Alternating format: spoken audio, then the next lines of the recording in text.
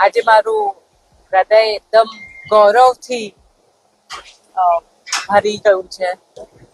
મારો આનંદ છે આ પવિત્ર પદયાત્રા જામનગરથી દ્વારકાધીશ આજે રામનવમીના દિવસે પૂરી કરી છે. માનું દિલ એકદમ આનંદ છે.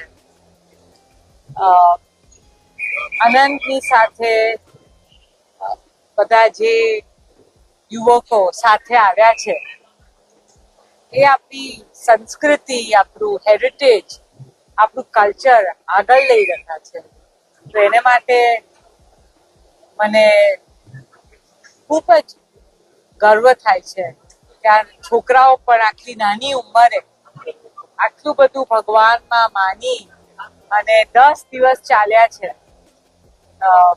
બસ દ્વારકાધીશનો ઉપકાર છે, એના આશીર્વાદ છે.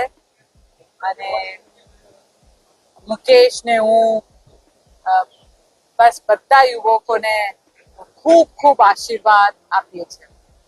ધન્યવાદ. જય શ્રી કૃષ્ણ, જય દ્વારકાધીશ.